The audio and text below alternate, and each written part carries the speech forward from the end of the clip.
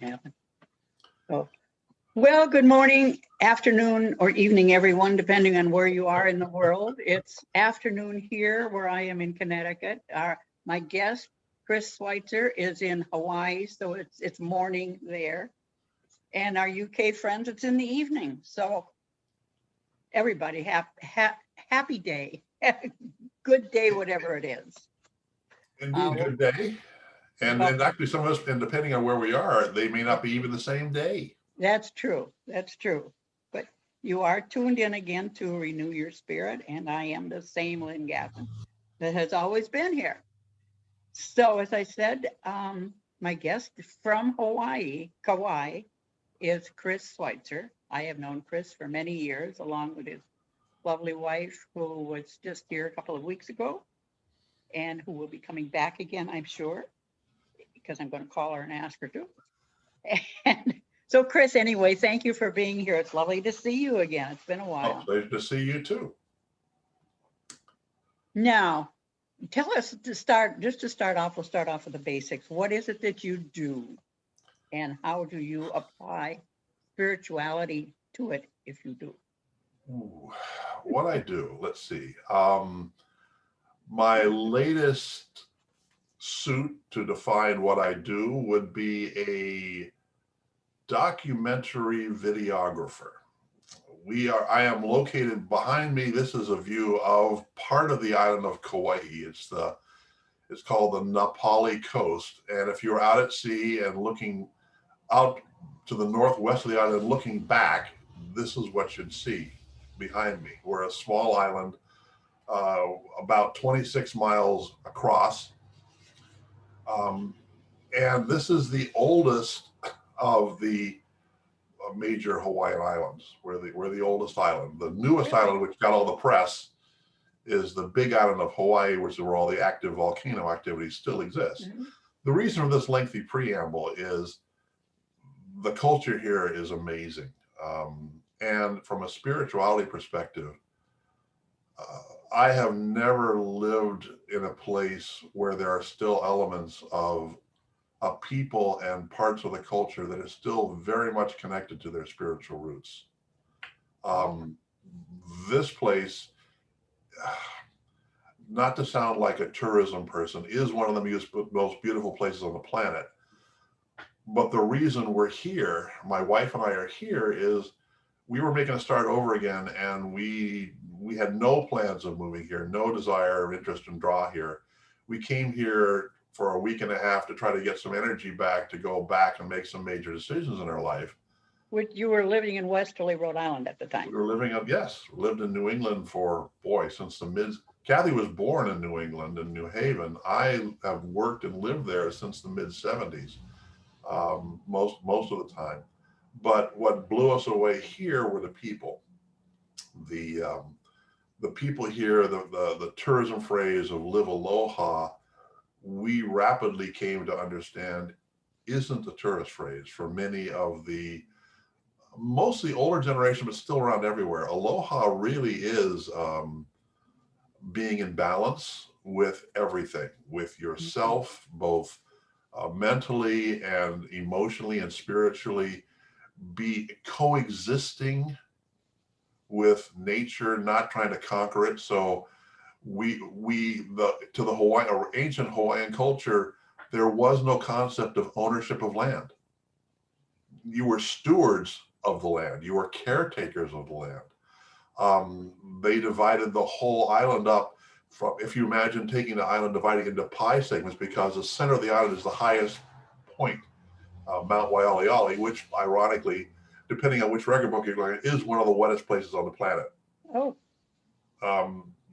By records, I forgot the numbers, but it's something ridiculous. Like, I don't want to give a number because I'll be wrong, but it's in the tens or more of feet of rain a year.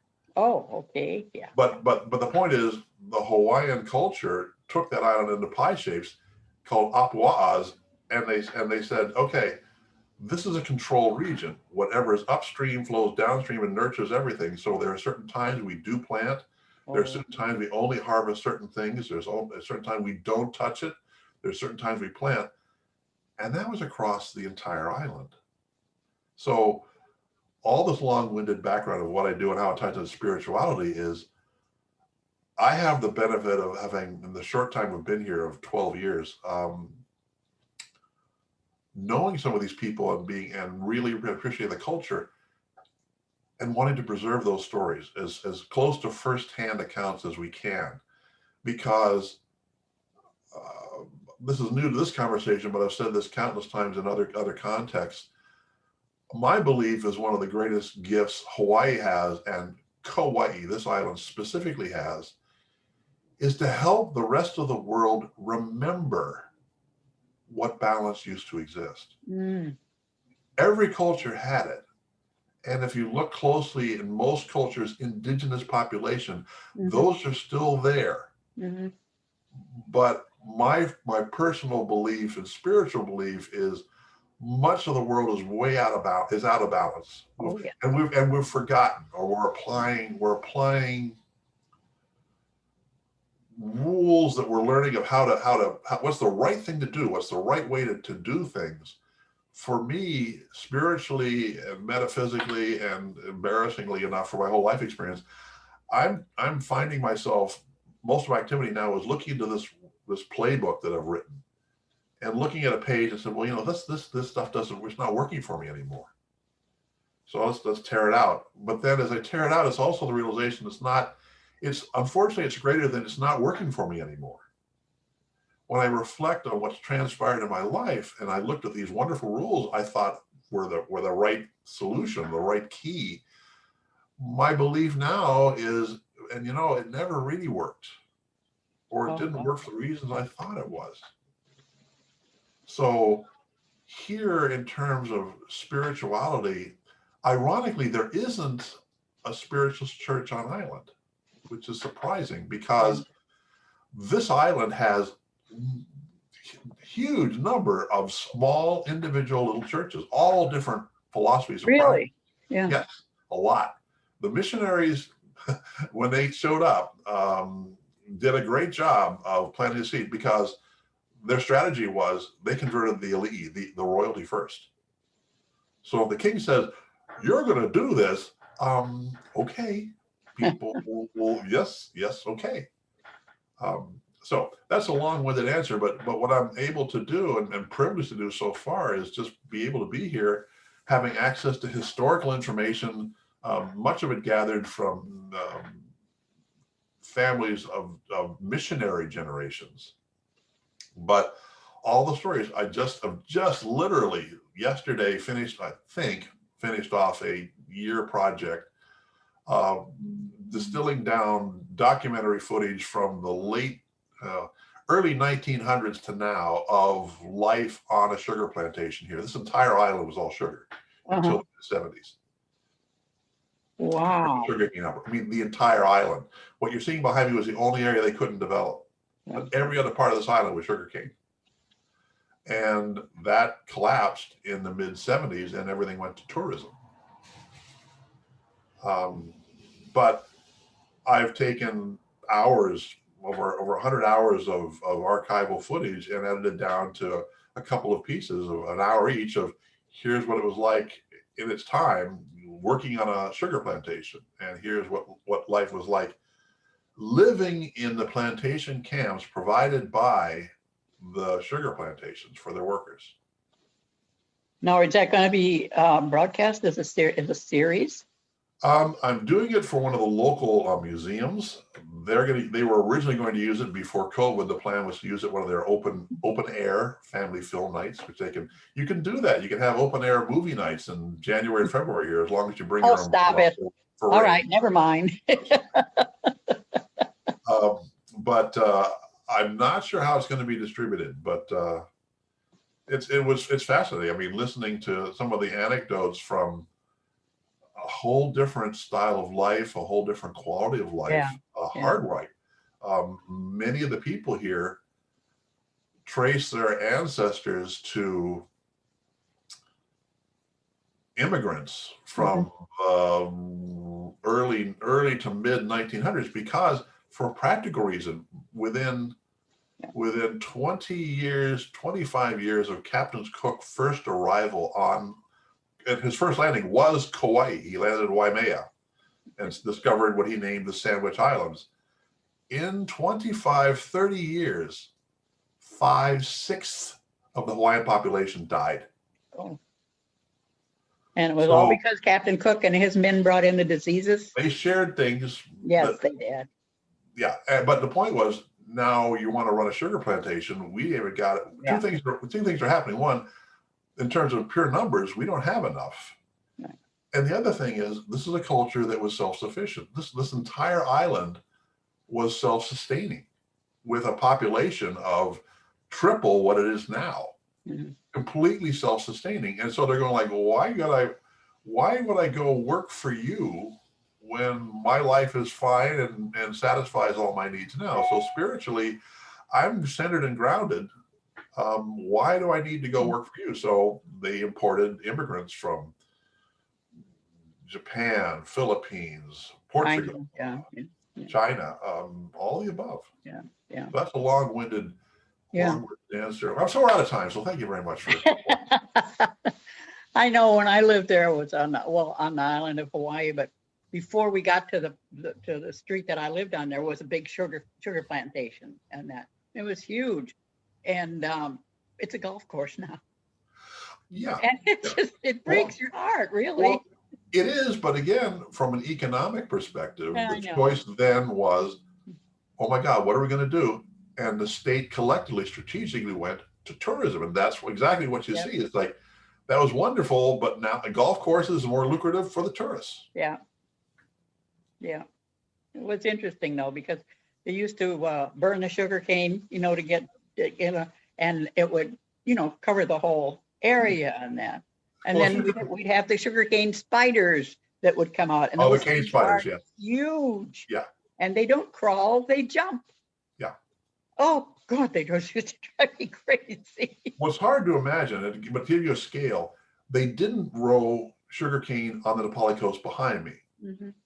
But to put it to scale, I have color film footage of sugarcane harvest. Mm-hmm. And if you imagine area-wise, everything behind me, aflame.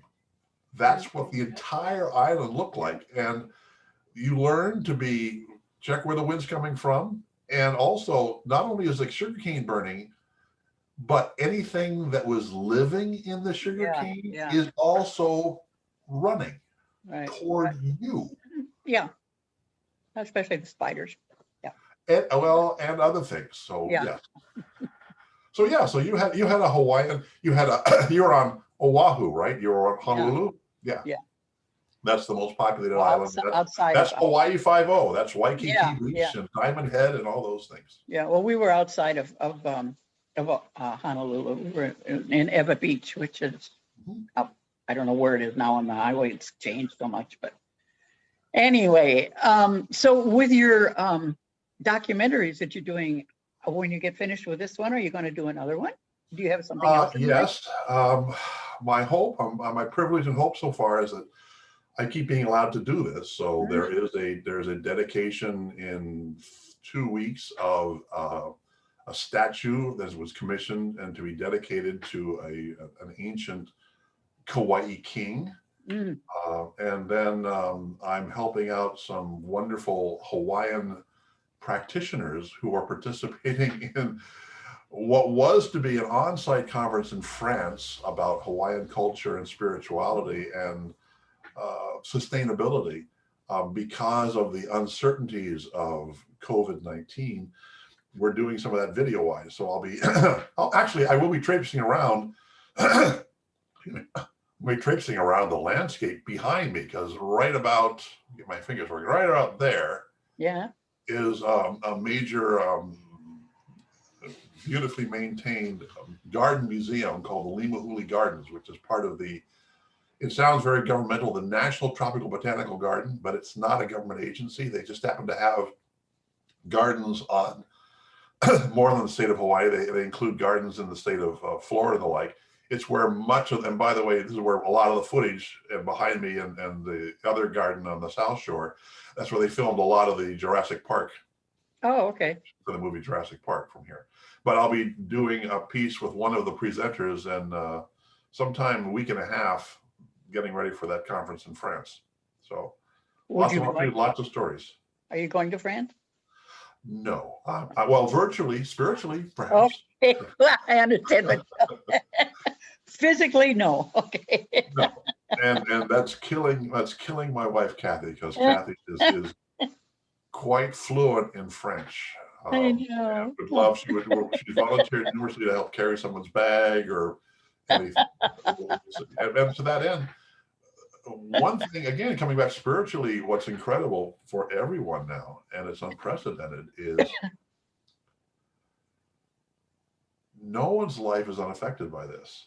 Oh, I know, the whole world. I mean, truly, no Yeah. one, the entire planet at the same time, everyday's routine's been disrupted. I love this interaction, but I'm not a veteran Zoomer or whatever technology we're using now.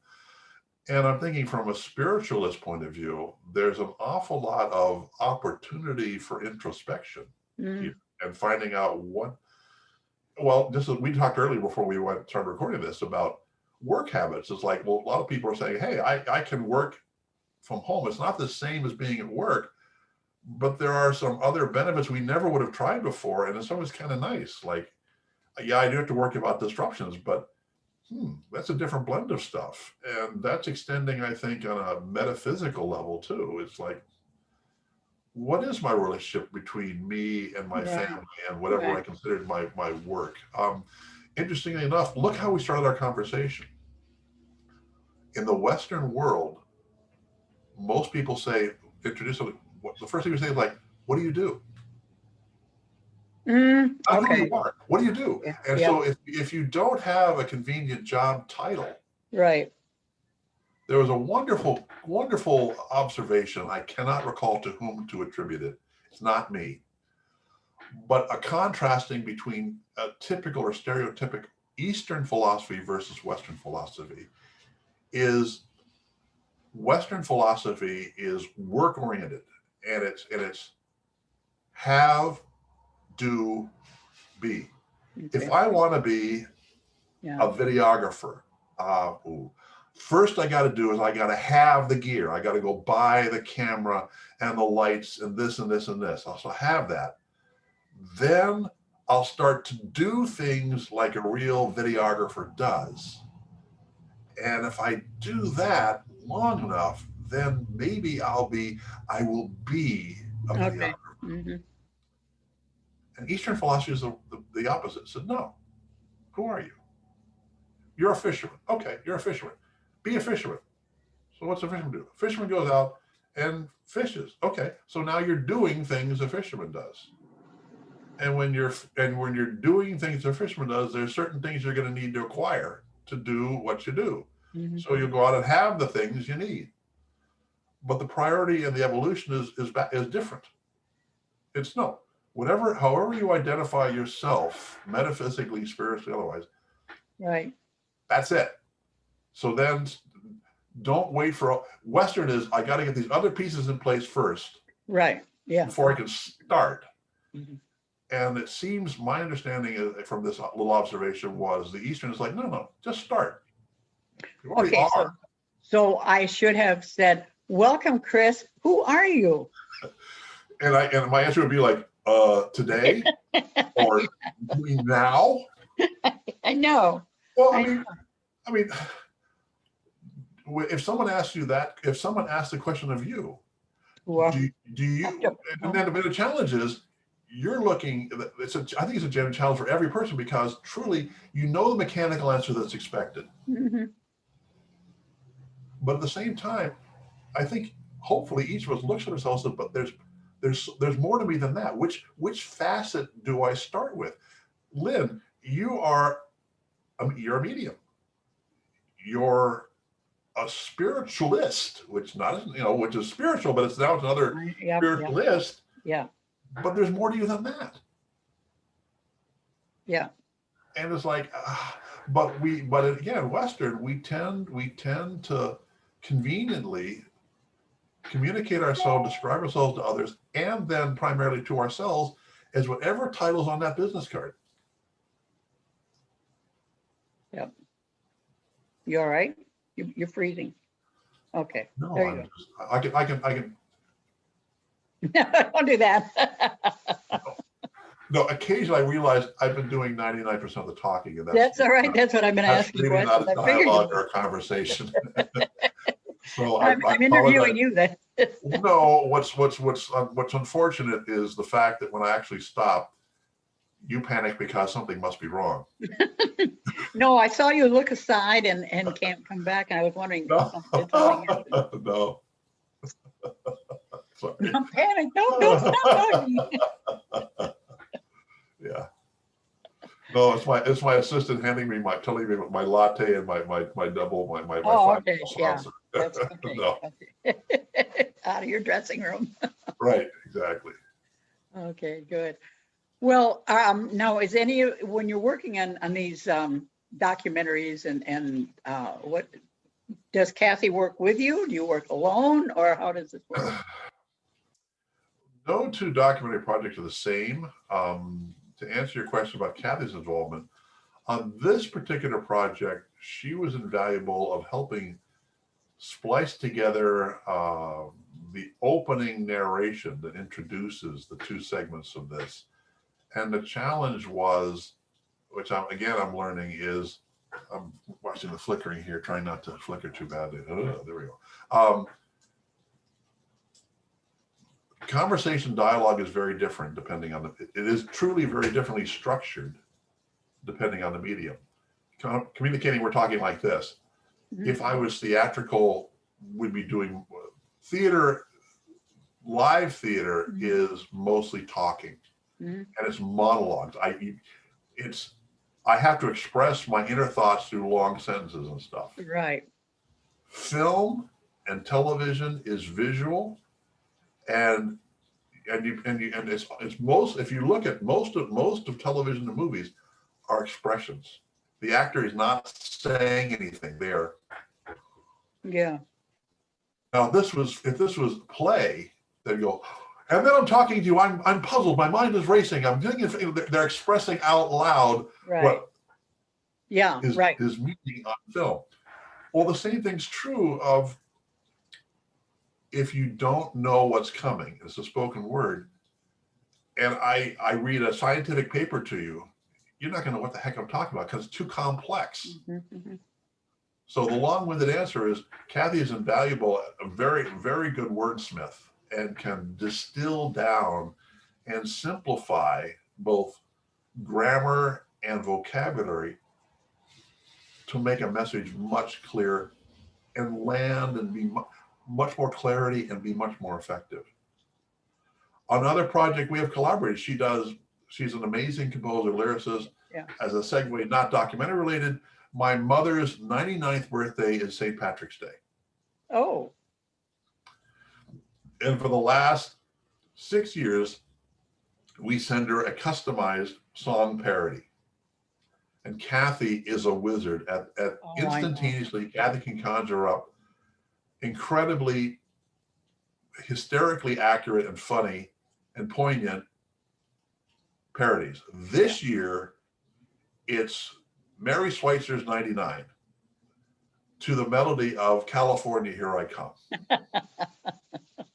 So we have, and then my techno dweeb stuff comes in, we have a full orchestral backup track doing the introduction and playing, and then my voice is on top of that, singing along, wishing my 99-year-old mother happy birthday.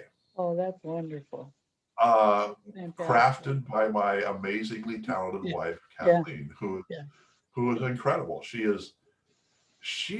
I have the ability, I think, of I create things by rearranging existing pieces or improving something that exists, kind of like an engineer would. Kathy is a composer, lyricist, and she gets downloaded with brand new stuff. So I can take what she does and help refine it and polish it and tweak it up from a visual or an audio quality point of view. Mm-hmm. But I keep looking, I don't know how she's wired or what. in terms of a spiritual connection. It's not coming from her. I mean, if nothing else, my openness to spiritualism and spirituality and mediumship is primarily witnessing how she creates. Yeah. Because without false modesty, she truly says, it's not me. It's coming through me. Yeah. And as a result, living with a creative person like this, she always has in her near proximity some kind of piece of paper or pencil or something, because it's not a matter of like, oh, great idea, hold this, let me get home, and then we'll proceed with the downloads. Like, no, it's coming right now, and it's probably not coming again. So she doesn't capture whatever gift is coming through her at that moment. It's not there. I strongly suspect, I have no direct experience being a medium, but my understanding of what an effective medium does in your case is two things: is primarily use yourself as a medium to a neutral place, and then get out of the way. Absolutely. Get out of the way. And the medium asking for validation is on two folds. It's like, however the medium works, be it you're doing symbology, visual symbology, or word selection, or hearing things, you're just trying to pass what you're getting straight through. Mm-hmm. Or maybe saying in shorthand, I'm seeing this, to me this tends to represent this. Yeah. But then the medium almost always says, does this make sense? And they're saying that not to show off. Right. Not showing off to the intended subject. They're like, this makes no sense to me. It doesn't make sense to you because I don't know if I'm getting it. I want to make sure as a medium, I'm getting a clear signal. Right. And I drove a dear friend nuts, who's a very talented medium living on the West Coast. Drove her nuts because for whatever reason, the session I had with her, I had a half hour, 40-minute brain fart. She said, well, I'm seeing someone coming through and it's like a B or a Benjamin, Benjamin. I go like, no. And she goes, oh, okay. No. How about this? Do you know this? And I go, no. My mind just went, nothing. And after the session, I said, your grandfather is Benjamin. Oh, jeepers. I called her back, profoundly apologetic, saying she was getting not angry, but frustrated, saying, I'm getting this stuff. It's coming through pretty clear to me, but you're not getting it. So I'm not sure what's wrong. Right. I truly called back and apologized, saying, I'm sorry, you were on. These are the connections. I just, for some reason, I zoned out at the minute. I just didn't make the connections in the moment. But the long-winded thing of this is, as a medium, though, I suspect, when a session's over, you're not exactly sure what transpired either, because you're getting out of the way. That's it. And that's the one thing that in teaching students is to get out of the way, because they want to identify it. They want to understand it themselves. And I said, it's not your business. Right. You're right. And we got looking at a spiritual level. This is where I've been all wrestling with stuff. Everything is perception. Mm-hmm. In that you and I can, I think physically, you and I could witness the exact same phenomenon. But your senses will take it in. But what we see and hear is being processed by this thing, which my belief is this brain thing is merely an instrument that houses my mind, which is something else. The mind and the brain are the brain is like the physical home of where this thing called the mind of the spirit is. But the mind and the spirit aren't locked into there. That's if depending on your philosophy, then life can go on, because it can. This is a nice shell we're inhabiting. But the long-winded thing here is that you and I, through these, record something. But then this thing, drawing on our collective experiences. Well, it's all by perception. Yeah. Yes. Absolutely. Yeah. Draws a complete, and so that long analogy is, then look at the consequence of the role of a medium. Why it's essential to get out of the way, because otherwise you're well intended, but you're coloring Yeah. through your own experiences, which is completely unrelated to the subject's experience. Absolutely. And the message isn't intended for the medium. The Right. message is intended for the subject. Hmm. That's why it's important for the medium to say, does this make sense? Right. Right. Yeah. And then again, and the validation does have a mutual process, which is like, this is not smoke and mirrors. We're not, Oh, yeah. I didn't Google all this stuff, Right. but as a medium, I want to check, is my connection not to you, the subject, is my connection to the other side working okay today? Because I'm Now, sure. are you able to apply any of this to your work?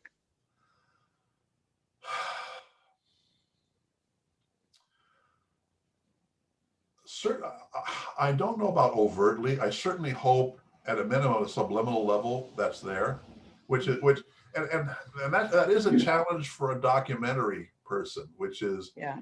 strictly by the rule book, Yeah. you're supposed to describe what is. Mhm. The challenge is if you do that, you don't connect, because the documentarian doesn't really get into it, and neither does whoever the audience is. So there, even in any documentary, how well it's done, there is some shading, because there are still artistics of, this is more important, this should get more emphasis somehow, be it Well, otherwise it's the all way just we, cut and dry. Yeah. well, and like case in point, the piece I'm working on, I'm fairly proud of. It was a fairly good effort. It's turned out okay. Mhm. I'm funded by the Grove Farm Museum. That's the plantation owner's side of things. Okay. Yeah. Okay. Yeah. However, the archival stuff they captured were more of social activities of the plantation management side of things. And then of the workers, working conditions, working in the plantation. So they didn't have recorded or preserved documentary evidence, if you will, of what the day-to-day life on the plantation was for a plantation manager or Oh, a yeah. plantation Yeah. engineer. Right. As a result, for me, the interesting stories were all the camp folks. I mean, that's where the interesting stories are. But I'm trying to present some kind of a balanced view. But I have my biases from both a creative point of view and an impact point of view. The worker bee stories were more Right. interesting. Yeah. So Oh, sure. so the way this particular documentary is cut, like, boy, I'm trying to be balanced. I was using reference material from Wikipedia as a source for some opening narration. And in there was a line that said something like, to avoid having the workers unite against them, plantation owners separated the workers into camps based on ethnicity, which they did. Yeah. The person who was my contact at the museum was going, well, we don't want to say all. Oh, And in the editing conversation, I went, okay, I understand his point. Well, my comeback was like, okay, name one. Now, that was my response. Like, it's like, if I'm making an inaccurate statement, I will fix it. right. It was a matter of not wanting to offend someone. Sorry. What I did do as a compromise, I softened the word and said some plantations did this. But then the stories. I mean, the way this documentary is cut, I'm sure the only footage I already had was the only people that were telling you what it was like to work as a part of the management side of things were the housekeepers and the homemakers taking care of cleaning the manager's residences. The only thing about entertainment or party or anything else, social stuff, and the managers were literally historical photographs of they brought in flamingos because they thought they were pretty. So I've got footage of a party with the ladies, all the management ladies, all in beautiful tea gowns and stuff, and these flamencos, and the woman's doing the narration from them, who, by the way, at the time was 105 years old, said, but, you know, the flamingos all died. And then I cut, then the next thing is, okay, so now here's plantation camp life. They're saying, well, you know, well, we had these, when they were done with, they replaced the railroad ties. So we'd have all this lumber from railroad ties, would throw those into the river and would make a raft. It's like, that's their party environment. There's a contrast there, and there's an implication that there's bias in the documentary and the editor, and there probably is. Yeah, yeah. Did both happen? Yes. But as an editor, the biggest thing, this is not as a documentary, but specifically as an editor, as a video or film editor, incredibly powerful responsibility, because that is that person establishes the pace and the context. Oh, I mean, like, if I had those, and I did, they're fairly close together in terms of, here's one story, then boom, here's the next story. And you go like, whoa. I could have said, okay, I'm gonna tell this story and then tell some other stories in between, and then present this other story and space them out. I chose not to. Mm-hmm. But am I manipulating the intended audience? Possibly. I was trying to also emphasize contrast. Am I trying to show the managers in a poor light? No, I'm not. I'm really not. Right. I mean, here's the paradox: is like 300,000 immigrants came to Hawaii specifically for the sugar plantations, not Kauai specifically, collectively the whole island. 300,000 people. They were indentured servants, essentially. Like, it's literally the company provides housing and they're charged for it. Oh, geez. There were stories in the documentary of someone says, well, yeah, no, we got paid, and we got paid.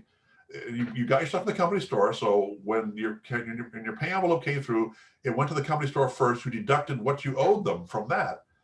And so, and this was 1950, their monthly pay after it was left over was $10 or less. Mm. Now, that's deducting their housing, that's deducting their food. But in terms of what you got left over after a month is maybe $10. In many cases, it's zero. And this is a family. Now, those are hard conditions. The flip of that is very hard conditions. Yes, there are conditions imposed about you got to earn this back, but they got pulled out of a place at the time they thought was less favorable. Whatever their homeland was, they felt to give this thing an opportunity and a trial, to give it a try. Mm-hmm. And now I'm interviewing generations downstream of offspring of that. Oh wow. They're here. Yeah. And their culture morphed the overall culture of the island. Oh yeah.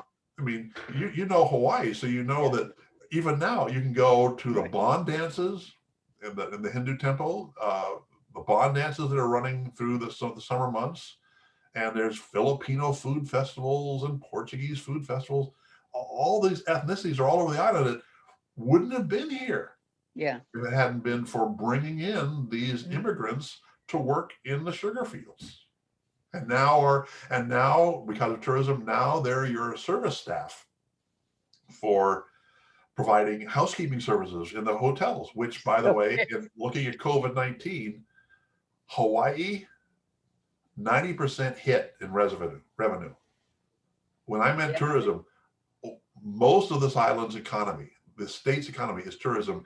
It's down 80% because of COVID travel restrictions. At the same time, from a spirituality point of view and stuff, Hawaii has the lowest COVID rates in the United States. Really? And in Hawaii, Kauai is the lowest. By shutting down. I mean, you come and as of next week, I think we may be relaxing some, but Kauai opted out of the state program because we only have a very limited number of medical facilities here.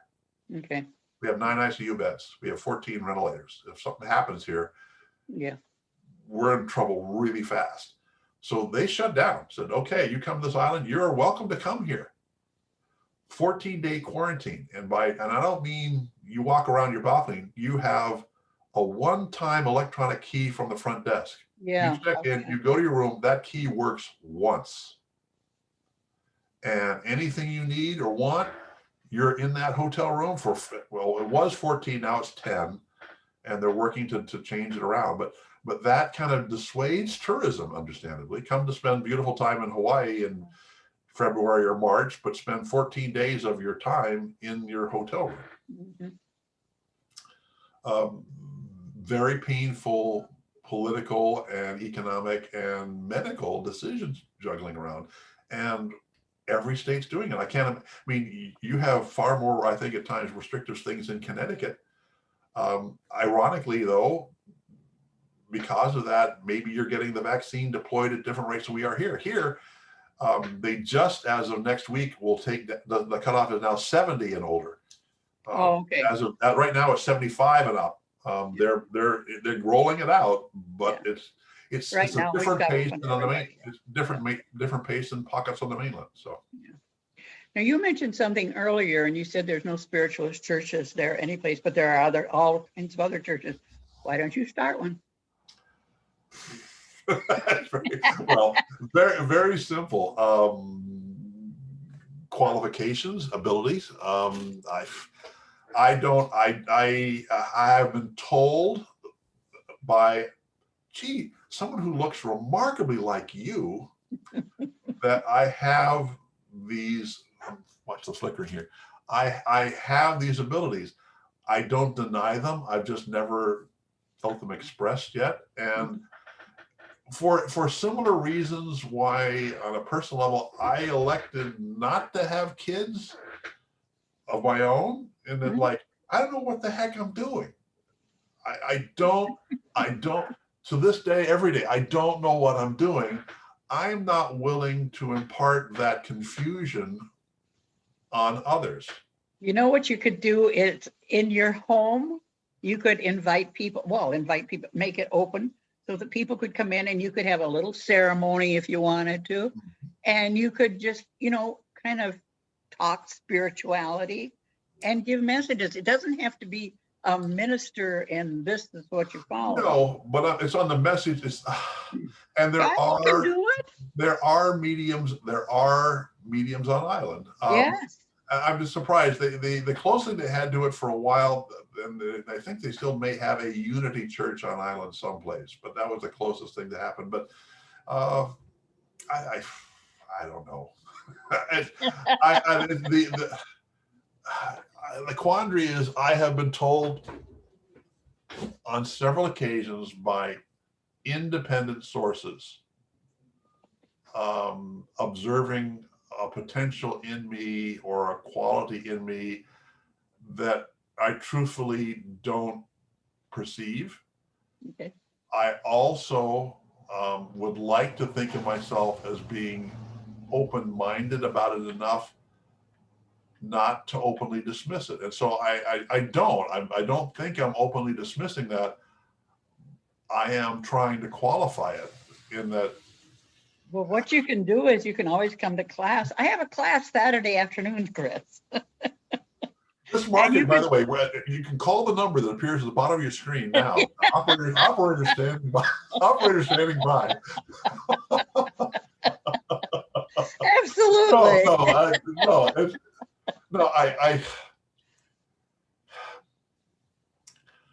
There is. Well, you don't even have to. No. It's my hesitancy is I'm being open. I hope I'm being more open with myself, which is I know all this is a rationalization. I can invent lots of reasons why not to. Because I also know there are numerous opportunities for me to explore this. I could take the Pratt, forgot the Pratt Morris. Pratt, you're not going to learn anything. No, but the point is, there are vehicles available. Yes. There are multiple legitimate non-snake oil options available to people to explore this. I'll give you the link number. Yeah. We're gonna have the website's gonna come up And we're having the Yeah. signing person to pop up over here to give you the, Yes, yes. Oh, yeah, absolutely. um, um, and the thing, and all of the, I mean, I can, the paradox for me is like, I am genuinely conflicted. And because I have heard from numerous very gifted, amazingly spiritually connected individuals that anyone can do this. This is something that is, it may come easier or more visibly noticeable to some individuals, Mhm, but anyone can do this. mhm. And I say that, and so part of me accepts it, and the other part's going like, yeah, but not me. Okay, we can work on that. As I said, it's like I have seen, I have experienced the benefit, and here we go. I'm going to argue against myself now. If ever there was a time for that kind of additional resource or guidance or perspective from a spiritual mediumship point of view, this is one of those times. COVID-19 is a time where like nothing, everyone's life is turned upside down and Mhm. priorities are being re-examined, and there's lots of confusion and frustration and worry and concern.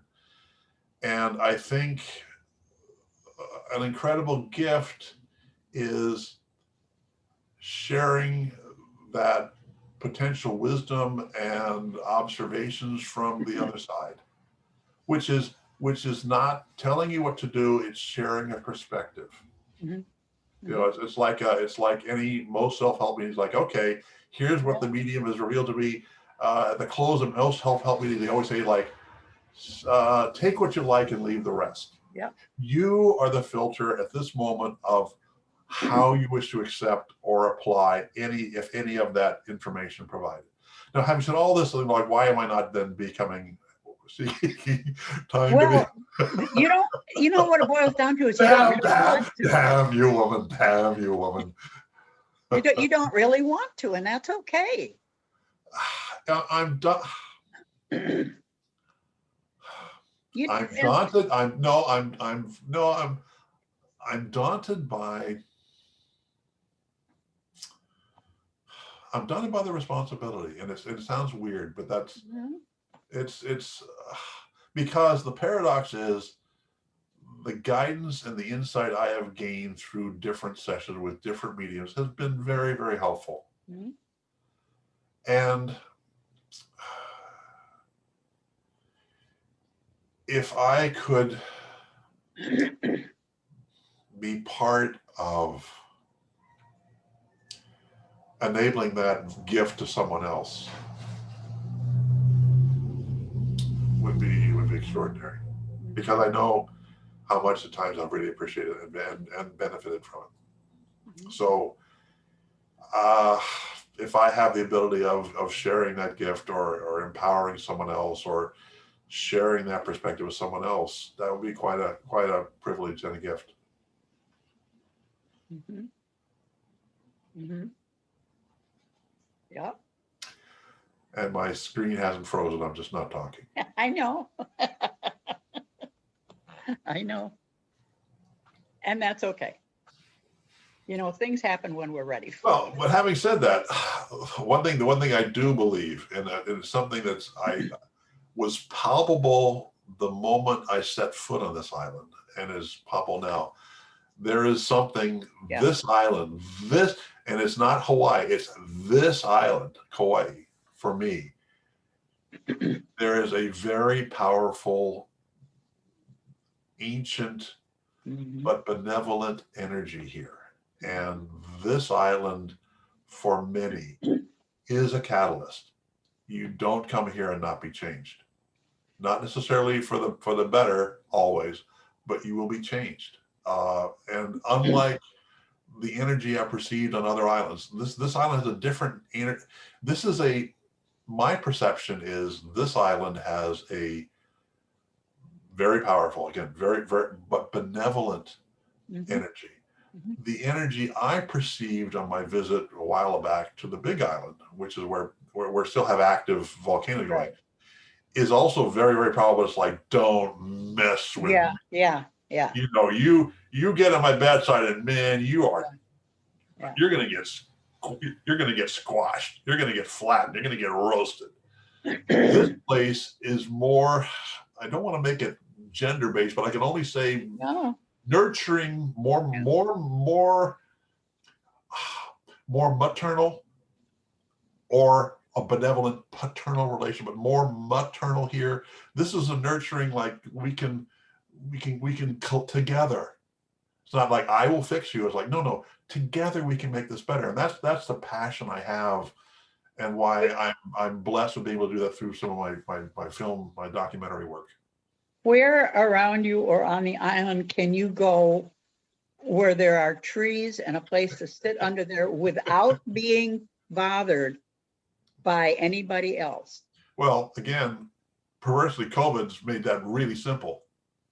90% of the folks aren't here. Okay, I mean, it's palatable. I mean, there are places, and even with the tourists here, um, no, even this though is, this is a small island, there are lots of places to be connected. As of, again, tourism brag, as of right now, between November and April, I can walk down to the water, and if I just stay there and look out the water for at least half an hour, I'm going to see the whales breaching and coming to the surface to breathe. because what I'm seeing is you sitting under a tree, there's nobody else around, you're all by yourself, and for about an hour, just sitting there and breathing. You're going to breathe in the energy, and you're going to have a spiritual experience. Well, I mean, I have had most of my life. I have felt my coping mechanism was in here, Yeah, my intellect. yeah, More and more, I'm finding, and I've been out of balance. I've been very much governed by my head. yeah, I'm finding retrospectively, looking at things, that my heart, my soul has been spot on in terms of assessing situations. It's been spot on, and this one comes and says, no, we can make this work, or no, right. we can, no. But I've had experiences a couple of times early in this island that were profound, and it was like, it was one of those, for me, a woo-woo moment. I was coming off a massage session outside on this beautiful outdoor lanai or porch overlooking the Wailua Valley. And it was nice and relaxed after this hour thing. It was like, okay. I remember sitting up on the edge of the massage table and looking out across this valley. And I felt weird. My body hadn't changed, but I felt I was about 6 inches shorter than I was. And my hands were a little more stubby. Okay. And I remember just being very comfortable, just calmly looking out of the valley. And the thought came through my head that said, oh, they've built houses here now. And a nanosecond later, another part of me said, what do you mean they've built houses here now? It was like, wait a minute. Some part of me said, oh yeah, look, oh, like I'm back visiting. Oh, look at this. Oh, it's all changed. Another part of me said, what are you talking about? You've never been here before. Yeah. Mm-hmm. Another time, about a month later, similar setting, late afternoon, sat up on the massage table, looks up toward Mount Waialeale, looking toward the setting sun. I knew every inch of that mountain. Yeah. It's like I've never been here before. Yeah. And it wasn't like, I know. It was just Right. this comfortable confidence, like familiarity. It's like, no, it sounds really corny. And it's like that the weirdest thing was like one of those, that scene from Close Encounter of the Third Kind, Richard Dreyfuss, looking like I've seen this thing before. For those two glimpses, I don't know what was going on. I still today don't know what's going on. But for me, it was this incredible connection. It hasn't happened since, but it happened. Past lives, maybe? I don't know. I mean, uh, could be. I mean, there's what one thing is about, and it's specifically about Kauai is this is this is a beautiful place. This is not an easy place to live. And there's a classic expression here that says Kauai will either embrace you or chew you up and spit you out. Okay. And everyone coming here knows that expression, familiar with it. Every one of them knows I'm not going to be the one that gets chewed up and spit out.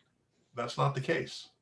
And so the likelihood of encountering someone who says, I don't know really why I'm here, but for some reason I'm here, and Yeah. there's some sense, Yeah.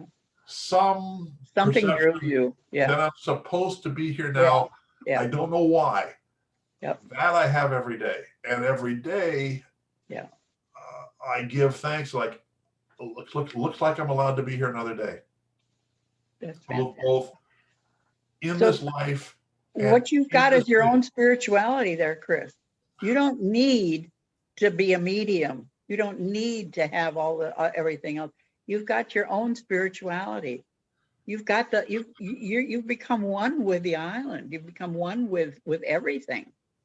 You've Well, had visitors. You've had a flashback into what you were, yeah. and it's like you've come home. Well, that I'm going to have a tough time saying that about tearing up. That's all right.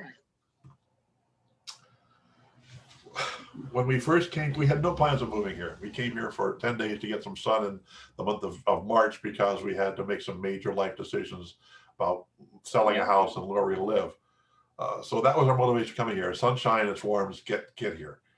And was introduced to this wonderful older kupuna, which is the Hawaiian term for elder, who ran a lomi lomi massage place, which is a hands-on, more ancient Hawaiian massage technique. And Kathy had a marvelous experience with it, and I went to see, dragged me along saying, you're going to really like this one. Okay. But Kathy, being creative and a poet, had written a nice thank you poem to this woman. And a week later, when Kathy brought me back for an appointment, the woman's son who managed the place said, did you write that thing for my mom? Kathy, yeah, well, my mom would like to meet you. So, okay. So, and that comes up, and that was the week of my birthday. So this was kind of like, okay. And this petite woman in her, oh God, I'm terrible at names and numbers, but 70s, 80s, had a slight stroke. So her left arm was permanently crooked, like she was wearing a sling, but she wasn't. Grayish hair, glasses, kindest face. Looks at me, I said, I like her. And she looks at me and she puts her hands on either side of my head and looks up at me and says, welcome home. Oh my gosh. Oh my gosh. And I go, what? Yeah. What are you talking about? Yeah. But the motivation for us coming here was there are still people on this island, and it's mostly among the kupuna, the elders, who have this incredible ability of looking past the flesh and the skin tones, and they see something else. And we have been treated so graciously by these people. That's why we're here. And trying to find some way of earning the privilege of being allowed to be here. You came home. Wow. On that note, gee, Chris. We will pick this up another time. But the point is, Kauai is an amazing place, but at the same time, that's been the journey for me. I truly believe that for all of us on this planet, there are similar locations. It's not Kauai. So this could be in beautiful downtown Willimantic or Montville. it's there. And again, this is where I am spending more time paying attention to this Mhm. because the decision to move here wasn't like, okay, where are we going to move? Nothing called to us. It's like, but nothing calls to us that this is a place with a great life, great opportunity for job, for work, right. and it was like, but if there's a group of people I'd like to be part of for us at that time, it was here. And it's like, geez, 5,000 miles away. Here we go. And knowing truly, we didn't know if we were going to be here 6 months. I know. So far, it's 12 years so far. And for the grace of whatever, every day we're thankful that we are given another day here. But that same thing would be every day someone could look up and say, thank God I'm allowed to be here in Montville. Thank God I'm allowed to be here in Willimantic. Right, Thank God I'm allowed to be here in Niantic. Bridgeport, oh my God, thank God I'm in Bridgeport. I know. They don't have the view that you've gotten back of you. Well, neither do I. This is green screen. I know. I don't either. I don't either. You're in Hawaii. I'm in Scotland. So. Yeah. So. Well, listen, Chris, we could go on like this all afternoon, but I have a class coming up in about 5 minutes. So I'd really like to pick this up again. Sure. And but you understand that I have nothing else to say. This is it. I doubt that very much. But I can watch that, everything's just like, no, this is it. No more words left. That's it. No, you've never been short on words. A painful truth. But I would like to find out more about that documentary, which you say we can finish. So, Sure. We'll get into more of the Well, what I will do in the meantime, there is a doc I can share with you, which is actually a great way to look at Hawaiian culture. Is and a quick plug. Every year, there's an annual celebration of the arrival of Queen Emalani, who was a grieving queen back in the late 1800s, who was grieving in the same year the loss of her husband and son. She came to the island to grieve and toured the island back in 100 years or more ago on horseback and came to this beautiful meadow. Every year for the last 30 years, they've recreated her visit and celebrate that.